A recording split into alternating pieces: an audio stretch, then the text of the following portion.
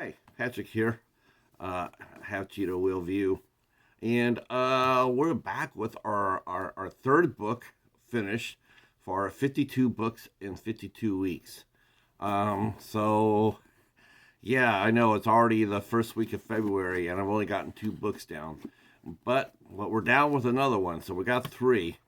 And the next couple of ones are going to be sort of thin, so I'm going to try to catch up a little bit. But I had to go back to an old favorite. I had to go back to John Sandford in the Lucas Davenport series, and I picked this up at the latest bag week sale or bag sale week at the library, and it's 2008's Phantom Prey. So it's one of the Lucas Davenport's books. It's sensational. This one's I really liked it. I think he did a really good job with this one. The back of the book.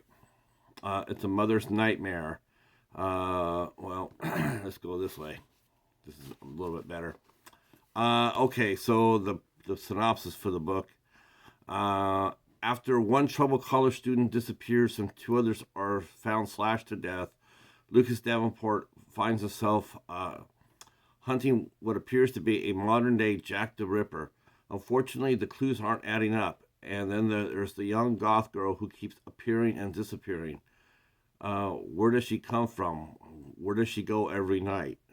And why does Lucas keep getting the sneaking suspicions that there's something else going on here, something very bad, very dark, and as elusive as a phantom.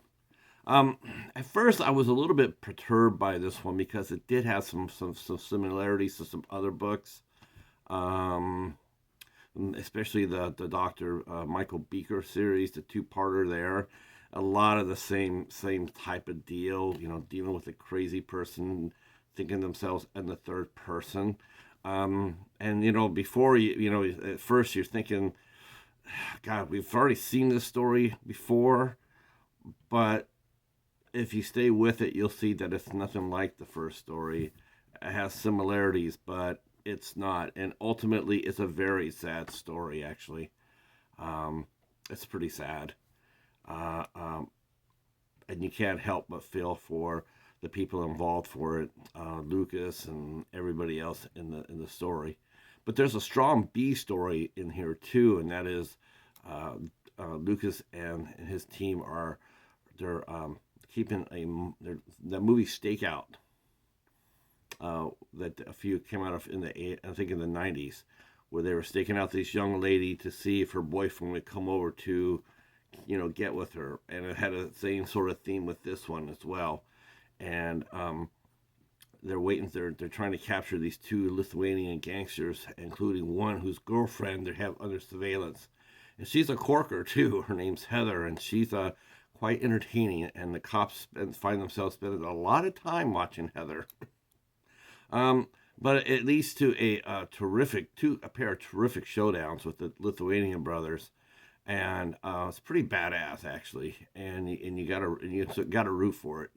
And the final firefight they have is pretty terrific as well.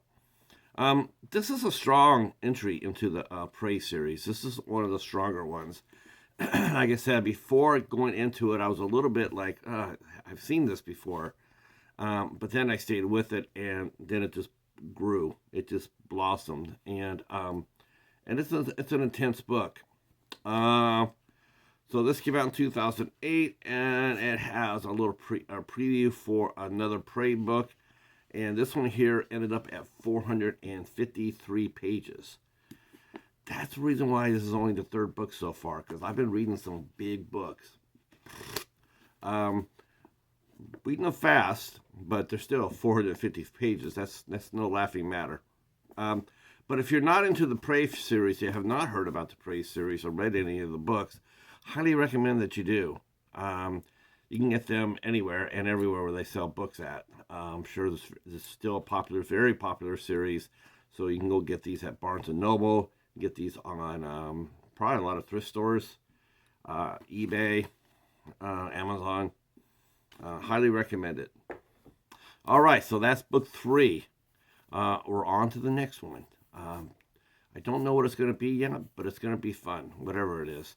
As always, I'd like to give a shout out to my friend Allie for suggesting this, and I'm enjoying it so far. And yeah, let's go. Peace.